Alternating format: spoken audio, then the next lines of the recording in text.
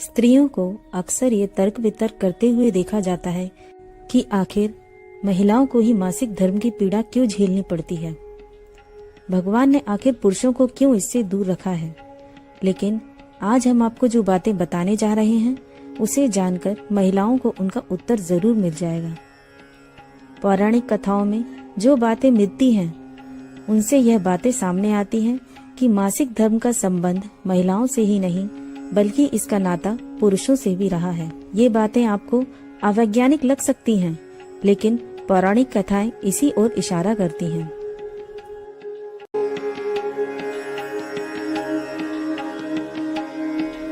सृष्टि के आरंभ में सबसे पहले त्रिदेव प्रकट हुए।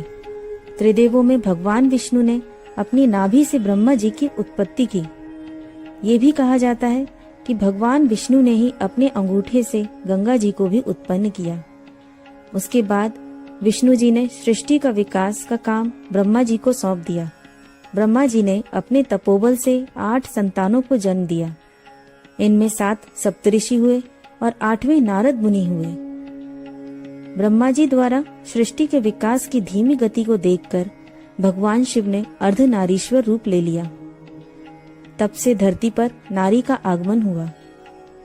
तब शिव जी ने ब्रह्मा जी से कहा कि वह स्त्री और पुरुष के समागम से मैथुनी सृष्टि का विकास आरंभ करें।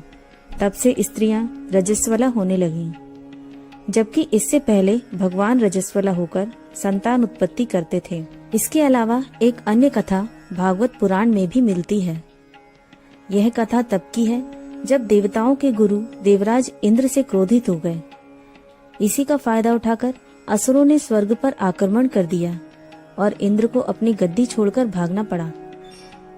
तब इस समस्या का निवारण करते हुए ब्रह्मा ने उन्हें कहा कि उन्हें किसी ब्रह्मज्ञानी की सेवा करनी चाहिए। इससे उनकी गद्दी उन्हें वापस मिल सकती है। इस आज्ञा का पालन करने के लिए इंद्रदेव ने एक ब्रह्मज्ञानी की सेवा करना शुरू कर दिया, लेकिन वे इस बात से अनभिज्ञ थे कि उस ब्रह्मज्ञानी की माता असुर थी, इसलिए उसके मन में असुरों के लिए विशेष स्थान था। वह इंद्रदेव की सारी हवन सामग्री देवताओं की जगह असुरों को चढ़ा रहा था। जब इंद्र को इस बात का पता चला तो उन्होंने क्रोधित होकर उस ब्रह्मज्ञानी की हत्या कर दी। इसकी वजह से इंद्रदेव पर ब्रह्म हत्या का पाप चढ़ गया, जो एक राक्षस के रूप में उनके पीछे पड़ गया। इससे छुटकारा पाने के लिए इंद्रदेव ने खुद को एक फूल में छुपा लिया और 1 लाख वर्षों तक भगवान विष्णु की तपस्या की। भगवान ने खुश होकर इंद्रदेव को बचा लिया, पर पाप से छुटकारे के लिए एक उपाय सुझाया। भगवान ने इंद्रदेव से कहा कि वे इस पाप के कुछ अंश को पेड़, पृथ्वी, जल और स्त्री को दे दें। इन चारों ने इंद्र का ये आग्रह स्वीकार किया और उनसे अपने लिए एक वरदान मांगा। इस पाप के अंश के बदले पेड़ को वरदान मिला कि वह अपने आप को कभी भी जीवित कर सकता है। पानी को यह वरदान मिला कि वह किसी भी वस्तु को स्वच्छ कर सकेगा। पृथ्वी को वरदान मिला कि उसकी सभी चोटें अपने आप भर जाएंगी। और अंत में स्त्री को इंद्र के शाप स्वरूप मासिक धर्म की यातना मिली, जिसके लिए इंद्र ने स्त्री को यह वरदान दिया कि वे पुरुषों की अपेक्षा काम यानी शारीरिक संबंध का आनंद दुगना ले पाएंगी। हालांकि ये पौराणिक कथा है, मासिक धर्म का वैज्ञानिक पहलू बिल्कुल अलग है। विज्ञान में मासिक धर्म को एक सामान्य जैविक प्रक्रिया माना जाता है, जो महिलाओं को गर्भ धारण करने के लिए तैयार करती है। गरुड़ पुराण के मुताबिक मासिक धर्म के दौरान महिलाएं ना तो कुछ काम कर सकती हैं और ना ही घर से बाहर निकल सकती हैं। पहले के समय में महिलाओं के लिए मासिक धर्म के दौरान अलग व्यवस्था की जाती थी। तब तो उन्हें उस दौरान छूना भी वर्जित माना जाता था। महिलाओं को 7वें दिन तक किसी भी देव और पितृ कार्य को करने की मनाही होती है, लेकिन चौथे दिन से वे स्नान आदि करने के बाद घर की रसोई संभाल सकती हैं और दूसरों को छूने लायक भी मान ली जाती हैं।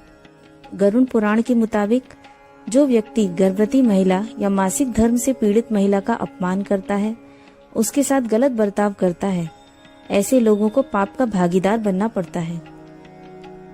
इसके अलावा मासिक धर्म के दौरान महिला पहले से ही काफी परेशानियां और दर्द झेलती हैं। ऐसे में यदि पति अपनी पत्नी के साथ संबंध बनाए तो इसे भी महापाप माना जाता है और उस पुरुष को नरक की यातनाएं झेलनी पड़ती हैं। जबकि रजस्वला ऋतुमती के बारे में आयुर्वेद कहता है कि स्त्री को मासिक धर्म के दौरान शरीर में वात, कफ और पित्त का संतुलन बनाए रखने के लिए इससे जुड़े लक्षणों से राहत के लिए यह सभी कार्य नहीं करने चाहिए।